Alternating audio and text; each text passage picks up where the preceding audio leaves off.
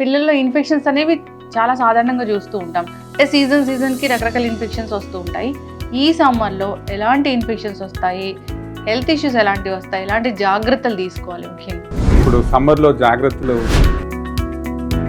దానికి మనము బయటకు పోయి ఎక్కడ జాగ్రత్తలు తీసుకుంటే ఇది మనం అండ్ వాళ్ళకి జనరల్గా హెల్ప్ అవుతుంది. అంటే ఎలా ఉంటుంది? పుట్టుకతో రాదు కానీ సో మిల్క్లో లాక్టోజ్ ఉంటుంది కాబట్టి. వ్యాక్సిన్స్ కూడా ఇస్తూ ఉంటారు కదా ఈ డయారియాకి సంబంధించి, అయినా ఎందుకు వస్తాయి డాక్టర్ గారు? వ్యాక్సిన్ ప్రివెంట్ చేయదా? బేబీ 6 వీక్స్ ఉన్నప్పుడు, 10 వీక్స్ ఉన్నప్పుడు, దెన్ 14 వీక్స్ ఉన్నప్పుడు. స్కిన్ ర్యాష్ అనేది ఎంత కామన్గా చూస్తాం డాక్టర్ గారు? కొంతమందికి వస్తుంది, అప్పుడప్పుడు చూస్తూ ఉంటాం. టిపికల్గా ప్రిక్లీ హీట్, సమ్మర్ ర్యాష్ లాగా ఉంటుంది. ఎప్పుడు డాక్టర్ దగ్గరికి సంప్రదించాలంటే వాళ్ళు కొంతమంది బేబీస్ రెస్ట్లెస్ అవుతూ ఉంటారు ఇచ్చింగ్తో. చిన్న పిల్లలు కదా, చాలా హైజీన్ ఉంచుతాం కదా, యూరిన్ ఇన్ఫెక్షన్ అనేది ఎందుకు వస్తుంది? కరెక్ట్. ఎక్కువ పర్సంటేజ్ ఆఫ్ చిల్డ్రన్ పీడియాట్రిక్ పాపులేషన్లో యూరిన్ ఇన్ఫెక్షన్ ఎందుకు వస్తుంది అంటే దానికి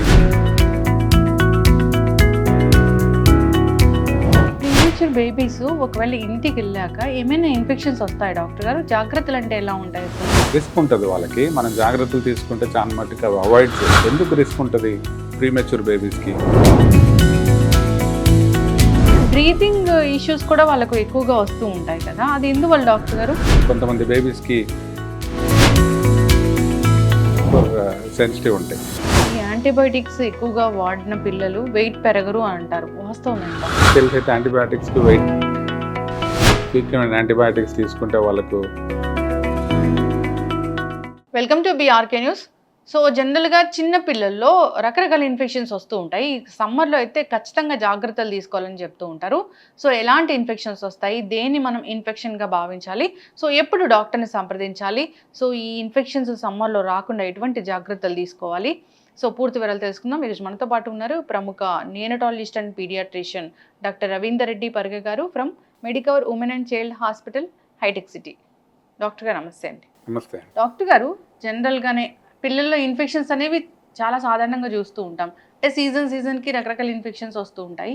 ఈ సమ్మర్లో ఎలాంటి ఇన్ఫెక్షన్స్ వస్తాయి, హెల్త్ ఇష్యూస్ ఎలాంటివి వస్తాయి, ఎలాంటి జాగ్రత్తలు తీసుకోవాలి ముఖ్యంగా? అందరికీ నమస్కారం అండి. BRK యాజమాన్యానికి నమస్కారము అండ్ ప్రేక్షకులందరికీ నమస్కారం. ఇప్పుడు సమ్మర్లో జాగ్రత్తలు, జాగ్రత్తల గురించి మాట్లాడితే ఇన్ఫెక్షన్స్, విరోచనాలు, వామిటింగ్స్ ఎక్కువ వచ్చే ఛాన్స్ ఉంటుంది. దానికి మనము బయటకు పోయి ఎక్కడ పడితే అక్కడ ఫుడ్ తినడము, డ్రింక్స్ బయట తాగడము, అవన్నీ మనము జాగ్రత్తలు తీసుకుంటే ఇవి మనం తక్కువ చేసుకోవచ్చు. ఇన్ఫెక్షన్స్, వామిటింగ్, విరోచనాలు. ఒకవేళ వామిటింగ్, విరోచనాలు వచ్చిన వాళ్ళకి వామిటింగ్కి మెడిసిన్ ఇవ్వచ్చు. ORS, కోకోనట్ వాటర్ తాగిపిస్తే వాళ్ళకి హెల్ప్ అవుతుంది.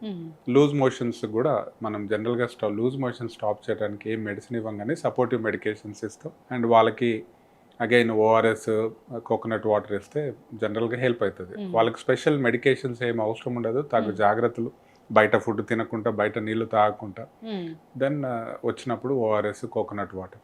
చిన్న బేబీస్ కూడా ఇవ్వచ్చా? అంటే మంత్స్ బేబీస్ కూడా? మంత్స్ బేబీస్కి ఇప్పుడు for example 6 months, 7 months ORS ఇవ్వచ్చు. అంతకన్నా ముందు న్యూ బార్న్ బేబీస్కి వామిటింగ్, లూజ్ మోషన్స్ వస్తే మిల్క్ మనం కంటిన్యూ చేస్తాము. కొంతమందికి స్పెషల్ మిల్క్ ఇచ్చే పరిస్థితి వస్తుంది. స్పెషల్ మిల్క్ అంటే ఎలా ఉంటుంది డాక్టర్? లాక్టోజ్ ఇంటాలరెన్స్ డెవలప్ అవుతుంది. పుట్టుకతో రాదు కానీ లూజ్ మోషన్స్ వచ్చినప్పుడు లాక్టోజ్ ఇంటాలరెన్స్. సో మిల్క్లో లాక్టోజ్ ఉంటుంది కాబట్టి ఇచ్చిన కొద్ది ఇంకా లూజ్ మోషన్స్ అయితేనే ఉంటాయి. లాక్టోజ్ ఇంటాలరెన్స్ డెవలప్ అయిన బేబీస్కి మనం లాక్టోజ్ ఫ్రీ మిల్క్ ఇస్తే, చాలా లాక్టోజ్ ఫ్రీ మిల్క్స్ మార్కెట్లో ఉన్నాయి. అది లాక్టోజ్ ఫ్రీ మిల్క్ బేబీస్కి ఇస్తే లూజ్ మోషన్స్ అవి సెట్ అవుతాయి. వ్యాక్సిన్స్ కూడా ఇస్తూ ఉంటారు కదా ఈ డయారియాకి సంబంధించి, అయినా ఎందుకు వస్తాయి డాక్టర్ గారు? వ్యాక్సిన్ ప్రివెంట్ చేయదా? అంటే డయేరియా జనరల్గా మనం ఇనిషియల్గా రోటా వైరస్ వ్యాక్సిన్ ఇస్తాం. బేబీ 6 వీక్స్ ఉన్నప్పుడు, 10 వీక్స్ ఉన్నప్పుడు, దెన్ 14 వీక్స్ ఉన్నప్పుడు. ఆ ఒక్క వ్యాక్సిన్ రోటా వైరస్ కొరకు ఇస్తాం మనం. సో అంటే చాలా వైరసెస్ ఉన్నాయి మనకు, లూజ్ మోషన్స్ కానీ, వామిటింగ్ కానీ కాజ్ చేసేటి. సో అన్నీ మనం వ్యాక్సిన్స్ ఇవ్వలేము. ఎవ్రీడే వ్యాక్సిన్ ఇచ్చినా మనకు సరిపోదు, అన్ని వైరసెస్ ఉంటాయి. సో సీరియస్ వైరస్, రోటా వైరస్, అందుకు ఇప్పుడు గవర్నమెంట్ సెటప్లో కూడా రోటా వైరస్ వ్యాక్సిన్ వచ్చింది. చాలా సంతోషం. అది గవర్నమెంట్ సెటప్లో కూడా చిల్డ్రన్ ఇప్పటిదాకా లేదు, కొన్ని ఏళ్ళ క్రితం నుంచి స్టార్ట్ అయ్యింది, అంతకుముందు లేదు. చిన్నపిల్లల్లో వామిటింగ్స్, మోషన్స్ అంటే చాలా కామన్‌గా చూస్తా ఉంటాము అని అంటూ ఉంటారు. కానీ ఎప్పుడు డాక్టర్‌ని సంప్రదించాల్సిన అవసరం ఉంటుంది? ఇప్పుడు for example new born baby చిన్న వామిట్స్ రోజుకు 15 సార్లు 20 సార్లు అయినా ఏం కాదు. చిన్న వామిట్స్ అది నార్మల్ అది. హ్మ్. వాళ్ళకి రిఫ్లెక్స్ అంటాం మేము. వాళ్ళు మిల్క్ తాగిన తర్వాత కొంచెం బయటకు వస్తూ ఉంటుంది. అది నార్మల్. కానీ ఎప్పుడు మనం ఇచ్చిన మిల్క్ ఎప్పుడు మొత్తం ఇచ్చిన మిల్క్ మొత్తం బయటకు వస్తుందంటే దట్ ఈస్ అ ప్రాబ్లం. హ్మ్. అప్పుడు 1 వామిట్ వచ్చిందంటే పర్లేదు. కానీ పర్సిస్టెంట్గా అలానే మనం ఇచ్చిన మిల్క్ ప్రతిసారి బయటకు వస్తుంది, హ్మ్. బేబీ మిల్క్ డైజెస్ట్ అవుతలేదు, బయటకు వస్తుందంటే అప్పుడు డాక్టర్ని చూడాలి. హ్మ్. ఆర్ చాలా మోషన్స్ కొంచెం మోషన్స్ కొన్నిసార్లు అయితే ఏం కాదు, కానీ హ్మ్. చాలా క్వాంటిటీ మోషన్స్ హ్మ్. బేబీకి అవుతుందంటే డాక్టర్ని చూడాలి. ఆర్ మోషన్స్లో బ్లడ్ ఉంటే డాక్టర్ని చూడాలి. హ్మ్. వామిటింగ్లో బ్లడ్ ఉంటే డాక్టర్ని చూడాలి. ఓకే. డీహైడ్రేషన్ హ్మ్. ఎలా మనం గుర్తుపట్టొచ్చు ఇంట్లో ఉన్నప్పుడు డీహైడ్రేషను? వాళ్ళు ఏడ్చినప్పుడు నీళ్లు రాకపోవడము, హ్మ్. నోట్లో ఉమి లేకపోవడము, యూరిన్ 6 hours పోకపోతే మనం అది డీహైడ్రేషన్ ఏమైనా ఉందని డౌట్తో డాక్టర్ దగ్గర తీసుకుపోవాలి. డీహైడ్రేషన్ ఈ సమ్మర్‌లో చాలా కామన్‌గా చూస్తూ ఉంటాం. కామన్గా చూస్తూ ఉంటాం. మేము కూడా పిల్లల్ని హ్మ్. రెగ్యులర్గా చూస్తూ ఉంటాం విత్ డీహైడ్రేషన్. ఇప్పుడు ఓఆర్ఎస్ అనేది అంటే ఈ సమ్మర్ ఉంది కాబట్టి ఇవ్వొచ్చా డాక్టర్ గారు వెరీ ఫ్రీక్వెంట్‌గా? ఇవ్వచ్చు. మనం WHO స్టాండర్డ్స్ ప్రకారం స్పెసిఫిక్ ఓఆర్ఎస్ దొరుకుతుంది షాప్స్లో, మెడికల్ హాల్స్లో దొరుకుతుంది, సాచెట్స్. సాచెస్. అది మనం రెగ్యులేషన్స్ వాళ్ళ ఇన్స్ట్రక్షన్స్ బట్టి మనం ఎంత వాటర్ కలపాలో అంత వాటర్తోని మిక్స్ చేసి తాగిపియచ్చు. ఓఆర్ఎస్, కోకోనట్ వాటర్, ఇంట్లో చేసిన ఫ్రూట్ జ్యూస్, ఇవన్నీ మంచి లిక్విడ్స్ ఫర్ కిడ్స్. ఇది ఇంకా మోస్ట్ కామన్‌గా ఎలాంటి ఇన్ఫెక్షన్స్ చూస్తాం? ఈ సమ్మర్లో మెయిన్ ఇవేనండి. Hmm. Loose stools and vomiting. Loose stools, vomiting, అప్పుడప్పుడు ఫీవర్ వస్తుంది వీటితోనే, లూజ్ స్టూల్స్, వామిటింగ్తో.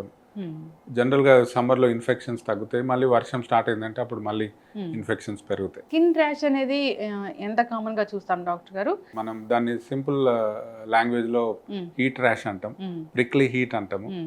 బేబీస్ కొంతమందికి వస్తుంది, అప్పుడప్పుడు చూస్తూ ఉంటాం. బేబీస్ పేరెంట్స్ తీసుకొని వస్తారు ర్యాష్ వచ్చింది అని. చూస్తే టిపికల్గా ప్రిక్లీ హీట్, సమ్మర్ ర్యాష్ లాగా ఉంటుంది. ఎప్పుడు డాక్టర్ దగ్గరికి సంప్రదించాలంటే వాళ్ళు కొంతమంది బేబీస్ రెస్ట్లెస్ అవుతూ ఉంటారు, ఇచ్చింగ్తోని కొంచెం డిస్కంఫర్ట్ ఉంటుంది. అప్పుడు డాక్టర్ దగ్గరికి వచ్చి మేము అడ్వైజ్ ఇస్తాం, మెడిసిన్స్ ఇచ్చింగ్ మెడికేషన్ ఇస్తాం, అండ్ హీట్ ర్యాష్ని ఎలా మేనేజ్ చేయాలో చెప్తాం. ఎలా మేనేజ్ చేయాలంటే రూమ్ టెంపరేచర్ మరీ వేడిగా పెట్టద్దు సమ్మర్లో. వాళ్ళకు లేయర్ అండ్ లేయర్ మనం వాళ్ళకు బ్లాంకెట్, టవల్ చుట్టొద్దు. సమ్మర్లో కొంచెం వాళ్ళని ఫ్రీగా వదిలేయాలి. కాటన్ క్లోతింగ్ ఉండాలి వాళ్ళకి. దెన్ హీట్ ర్యాష్ డెవలప్ అయినప్పుడు అక్కడ మనం కోల్డ్ కంప్రెస్ పెడితే ఆ ర్యాష్ మీద కోల్డ్ కంప్రెస్ పెట్టి లోషన్ ఉంటుంది మనకు, simple calamine lotion, cold compress పెట్టి క్యాలమైన్ లోషన్ ఇచ్చింగ్కి మెడిసిన్ ఇస్తే సెట్ అవుతుంది.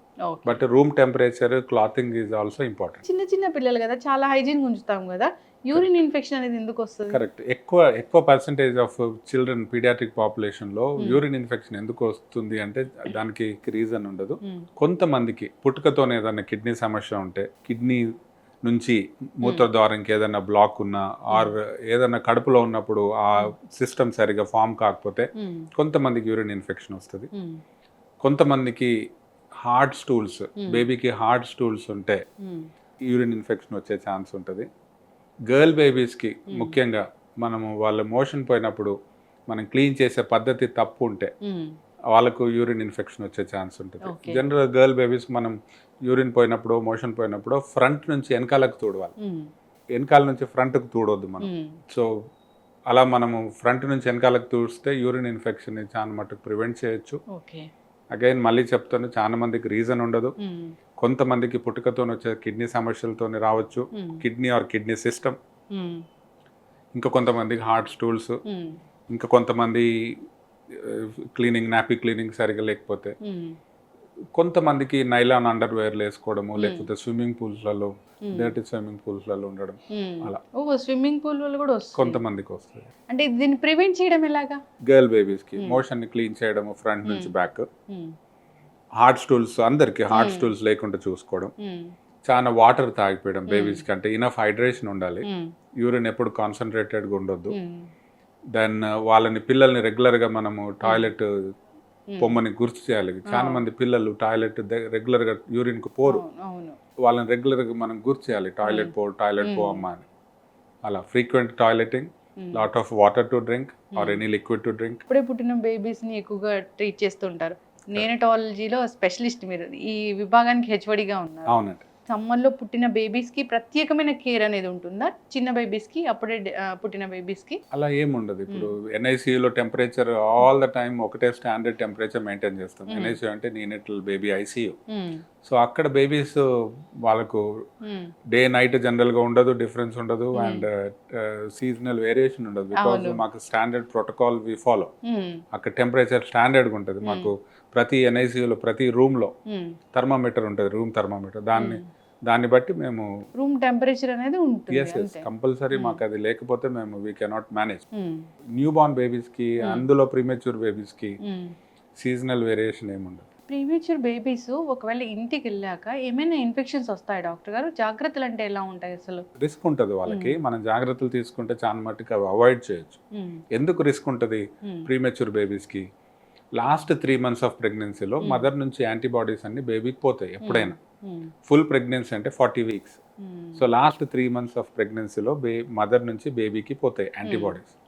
సో వాళ్ళు బయటకు వచ్చిన తర్వాత ఆ యాంటీబాడీస్ వాళ్ళకి ప్రొటెక్షన్ ఉంటుంది నార్మల్ టర్మ్ బేబీస్కి. ఈ ప్రిమెచ్యూర్ బేబీస్ బయటకు వచ్చిన ముందే వస్తారు కాబట్టి వాళ్ళకు కొంతమందికి అస్సలే ఉండవు యాంటీబాడీస్, బికాస్ 3 months కన్నా ముందు పుట్టే బేబీస్ ఉంటారు. కొంతమందికి కొన్ని యాంటీబాడీస్ వచ్చే ఆస్కారం ఉంటుంది. సో అందుకు వాళ్ళకు యాంటీబాడీస్ మదర్ నుంచి ప్రొటెక్షన్ వచ్చిన యాంటీబాడీస్ ఉండొచ్చు, లేకపోవచ్చు. కాబట్టి వాళ్ళకి ఇన్ఫెక్షన్ రిస్క్ ఉంటుంది. ఇంటికి వెళ్ళే ముందు మేము వాళ్ళకి తగు జాగ్రత్తలు చెప్తాం, ప్రికాషన్స్ చెప్తాం. మేము ప్రీటర్మ్ బేబీని ఇంటికి పంపే ముందు ఫ్యూ డేస్ రూమ్కి షిఫ్ట్ చేసి బేబీని, మదర్ అండ్ ఫ్యామిలీని, ఫాదర్ ఆర్ ఎక్స్టెండెడ్ ఫ్యామిలీ ఉంటారు, ఉండి వాళ్ళు నేర్చుకుంటారు బేబీని ఎలా చూసుకోవాలి, ఎలా టేక్ కేర్ చేసుకోవాలి. అవన్నీ వాళ్ళకి ఇన్స్ట్రక్షన్స్ ఇచ్చి మేము చూసి మేము సాటిస్ఫై అయితేనే అప్పుడు ఇంటికి పంపుతాం. ఇంటికి పోయిన తర్వాత డెడికేటెడ్గా బేబీకి ఒక రూమ్ ఉండాలి. రూమ్ థర్మామీటర్ పెట్టుకోమని చెప్తాం. మా దగ్గర ఉన్నది వాళ్ళకి చూపించి ఇదే కొనుక్కోమని చెప్తాము. అమెజాన్లో ఎక్కడైనా దొరుకుతుంది, it's simple 200 rupees. So room thermometer వాళ్ళు పెట్టుకుంటారు. దెన్ ఎవరైనా కాఫ్ కోల్డ్ వచ్చిన వాళ్ళు దగ్గరికి రావద్దు. మదర్కు కాఫ్ కోల్డ్ వస్తే మదర్ బేబీని చూసుకోవచ్చు, బట్ మాస్క్ పెట్టుకొని చూసుకుంటే బాగుంటుంది. మదర్ మిల్క్ స్టాప్ చేయొద్దు, మదర్ బ్రెస్ట్ ఫీడింగ్ కంటిన్యూ చేయాలి. అది హెల్ప్ అవుతుంది బేబీకి. సమ్మర్ కాబట్టి ఏసీ అసలు వేయకూడదు. ఏసీ వేయచ్చు, అలా వేయకూడదు అని ఏం లేదు. టెంపరేచర్ స్టాండర్డ్ టెంపరేచర్ మెయింటైన్ చేయాలి. పుట్టిన బేబీస్ని చూడడానికి వెళ్ళినప్పుడు కూడా ఫుల్ కవర్ చేసి ఉంచుతారు, చేతులు, ఇది హెడ్, చేతులకి ఎలాగా. అది మంచిదేనా అసలు? అంటే ఇప్పుడు వింటర్లో హ్యాండ్స్ సోల్స్ కవర్ చేయొచ్చు, వాళ్ళు సాక్స్ గ్లౌస్ పెట్టొచ్చు. హ్యాట్ జనరల్గా it is not advised. Hat neck పైన ఏ క్లాత్ బేబీకి ఉండొద్దు. బయటకు వచ్చినప్పుడు మనకు చలి అనుకుంటే అప్పుడు హ్యాట్ పెట్టండి. కానీ జనరల్గా స్టాండర్డ్ గైడ్ లైన్స్ నెక్ పైన ఏ బట్ట ఉండొద్దు, ఏ గుడ్డ ఉండొద్దు బేబీకి. ఎక్కువ చల్లగా ఉందంటే మనం హ్యాండ్స్కి గ్లౌస్ ఆర్ సాక్స్. అండ్ చాలా మంది ఓన్లీ వింటర్. అండ్ చాలా మంది బేబీని టవల్లో మల్టిపుల్ ర్యాప్స్ చేస్తారు, మల్టిపుల్ సర్కిల్స్ చేస్తారు. అలా ఉండొద్దు. 1 circle loose circle is enough. అంటే లోపల వాళ్ళకి కూడా రూమ్ ఉండాలి బేబీ కాళ్ళు చేతులు ఆడియటానికి. బ్రీతింగ్ ఇష్యూస్ కూడా వాళ్ళకు ఎక్కువగా వస్తూ ఉంటాయి కదా, అది ఎందువల్ల డాక్టర్ గారు? అంటే మనం ఇంట్లో ధూప్ స్టిక్స్ అలాంటి వాటి వల్ల వస్తాయా, లేకపోతే ఇంకా ఏ కారణాల వల్ల వస్తాయి? ఎట్లా అవాయిడ్ చేయాలి? ఎస్, ఇంట్లో ఎక్కువ స్మోక్ ఉంటే వస్తుంది. లైక్ సింపుల్ యాజ్ మల్టిపుల్ చాలా ధూప్ స్టిక్స్, అగరబత్తీలు పెట్టిన కొంతమంది బేబీస్కి ఈ స్మాల్ ఎయిర్ వేస్ వాళ్ళకి హైపర్ సెన్సిటివ్ ఉంటాయి. సో వాళ్ళకి అది పడదు. As simple as good night. All out మస్కిటోస్కి మనం చాలా ఇళ్ళలో చూస్తాం, చాలా మార్కెట్లో కూడా ప్రతి షాప్లో ఉంటాయి. సో అది not good for the children. Adults కూడా, బట్ అడల్ట్స్ డాక్టర్స్తో మీరు కౌంటర్ చెక్ చేసుకోండి. పీడియాట్రిక్ ఏజ్ గ్రూప్ అయితే మేము అడ్వైస్ చేస్తాము అవి పెట్టొద్దండి. Smoke in the house, other forms of smoke, or family members ఎవరైనా స్మోక్ చేస్తే, then outside smoke, outside dust, ఇవన్నీ lung disorders, allergy disorders, airways hyper sensitive ఉంటాయి కొంతమందికి, వాళ్ళకి బ్రీతింగ్ ప్రాబ్లమ్స్ రావచ్చు. ఆర్ కొంతమందికి ఇన్ఫెక్షన్, అది న్యూమోనియా రూపంలో రావచ్చు. చాలా మంది నన్ను డాక్టర్ ఎవరైనా కావాలి మంచి డాక్టర్ అని అడగడం కూడా జరిగింది. అంటే చాలా సీరియస్ అయ్యి బేబీస్కి ఎందుకు అంతలా వస్తుంది డాక్టర్ గారు చిన్న బేబీస్కి? న్యూమోనియా సీరియస్, అందరికీ సీరియస్ కాదు. కొంతమందికి సీరియస్ ఇల్నెస్ డెవలప్ అవుతుంది, కానీ చాలా మందికి సీరియస్ ఇల్నెస్ కాదు. చాలా మందికి మనం అవుట్ పేషెంట్లో చూసి యాంటీబయాటిక్స్ ఇచ్చి పంపుతాము. ఎందుకు వస్తుంది అంటే న్యూమోనియా జనరల్గా కమ్యూనిటీ అక్వైర్డ్ న్యూమోనియా అంటాం. అది కామన్, వేరే దగ్గర నుంచి వచ్చేదే మనకు అది కామన్. పిల్లలకి ఖచ్చితంగా వేరే వాళ్ళ దగ్గర నుంచే వస్తుంది మోస్ట్ ఆఫ్ ద టైమ్స్. ఇప్పుడు అండర్లైన్ లంగ్ ప్రాబ్లం ఉండొచ్చు కొంతమందికి, but most of the times వేరే వాళ్ళ దగ్గర నుంచే పిల్లలకు రావచ్చు. అప్పుడప్పుడే స్టార్ట్ అవుతుంది అన్నప్పుడు ఎలా తెలుసుకోవాలి అది న్యూమోనియా అని? థ్రోట్ ఇన్ఫెక్షన్ ఉన్న పిల్లలకి కాఫ్ వస్తుంది, కోల్డ్ కాఫ్ వస్తుంది, ఫీవర్ వస్తుంది. న్యూమోనియా ఉన్న కాఫ్ వస్తుంది, ఫీవర్ వస్తుంది. న్యూమోనియా ఉంటే హై ఫీవర్స్ ఉండి వాళ్ళు బ్రీతింగ్ కూడా ఫాస్ట్ అవుతుంది, చాలా బ్రీతింగ్ ఫాస్ట్గా బ్రీత్ చేస్తారు. అండ్ కాఫ్ వరుస అవుతూ ఉంటుంది. మనం ట్రీట్మెంట్ ఇచ్చేంత వరకు కాఫ్ వరుస అవుతూ ఉంటుంది, ఫీవర్ తగ్గదు. పారాసిటమాల్ ఇస్తే ఆ టైంకు తగ్గుతుంది కానీ ఫీవర్ తగ్గదు, కాఫ్ వరుస అవుతుంది, బ్రీతింగ్ ఫాస్ట్ ఉంటుంది. మా దగ్గరకు వచ్చి చూస్తే మేము ఆస్కల్టేట్ చేస్తే మాకు సైన్స్ తెలుస్తాయి. అండ్ కొంతమంది బేబీస్కి సాచురేషన్స్ పడిపోవచ్చు, అటువంటి బేబీస్కి మేము అడ్మిట్ చేసి ట్రీట్మెంట్. చిన్నప్పుడు వచ్చే ఈ న్యూమోనియా అనేది మనం పూర్తి స్థాయిలో తగ్గించవచ్చు. అందరికీ న్యూమోనియా డేంజరస్ ఏం కాదండి. Majority of the paediatric population pneumonia సింపుల్గా మనం ట్రీట్ చేసి ఇంటికి పంపచ్చు. ఏదైనా కారణం వల్ల ఏ ఇన్ఫెక్షన్కైనా ట్రీట్మెంట్ ఇవ్వడం వల్ల, అంటే యాంటీబయాటిక్స్ అనేది సర్వసాధారణంగా ఇస్తూ ఉంటారు కదా, మరి పిల్లలకి ఫ్యూచర్లో ఏమి ఇబ్బంది ఉండదా? ఓకే, అంటే ఫ్రీక్వెంట్గా యాంటీబయాటిక్స్ అవసరం లేకుండా ఇస్తే వాళ్ళకు ఫ్యూచర్లో ప్రాబ్లం ఉండొచ్చు, కానీ మనకు బ్యాలెన్స్ చేసుకోవాలి. యాంటీబయాటిక్ ఇస్తే బెటరా పర్టికులర్ సిచ్యువేషన్కి, ఆర్ వెయిట్ అండ్ వాచ్ చేస్తే బెటరా? సో అవసరం లేకుండా యాంటీబయాటిక్స్ ఇస్తే ఫ్యూచర్లో వాళ్ళకి రెసిస్టెన్స్ డెవలప్ అవుతుంది. మనకి నిజంగా అవసరం పడ్డప్పుడు ఆ యాంటీబయాటిక్ ఇస్తే పని చేయకపోవచ్చు. అందుకు మనం బ్యాలెన్స్ చేసుకోవాలి. నిజంగా యాంటీబయాటిక్ అవసరం అంటేనే చాలా మంది ఇవ్వాలి. అలాగనే మేమైతే మెడికవర్ హాస్పిటల్లో అలాగనే ప్రాక్టీస్ చేస్తాం. ఈ యాంటీబయాటిక్స్ ఎక్కువగా వాడిన పిల్లలు వెయిట్ పెరగరు అంటారు, వాస్తవం ఎంత? దానికి సంబంధం లేదు. నాకు తెలిసైతే యాంటీబయాటిక్స్కి వెయిట్కి ఏం సంబంధం లేదండి. ఫ్రీక్వెంట్ యాంటీబయాటిక్స్ తీసుకుంటే వాళ్ళకు రెసిస్టెన్స్ వస్తుంది, లూజ్ మోషన్స్ వస్తాయి. సో ఇక్కడ మాకు ఈ మెడికవర్ విమెన్ అండ్ చైల్డ్ హాస్పిటల్స్లో మేము చాలా మంది పీడియాట్రిషియన్స్, మేము కన్సల్టెంట్స్ 6 members ఉన్నాం. సో మాకు స్పెసిఫిక్ గైడ్ లైన్స్ ఉంటాయి. అంటే యాంటీబయాటిక్స్ ఎప్పుడు వాడాలి, ఎప్పుడు వాడకూడదు. అందరికీ మేము అలా రొటీన్గా లెఫ్ట్ అండ్ రైట్ యాంటీబయాటిక్స్ రాసే పరిస్థితి అయితే లేదు ఇక్కడ. అయితే ఒక జనరల్ క్వశ్చన్ అండి, ఇప్పుడు పిల్లల బరువు పెరగడం అనేది అసలు ఒక పెద్ద యూనివర్సల్ ప్రాబ్లమే.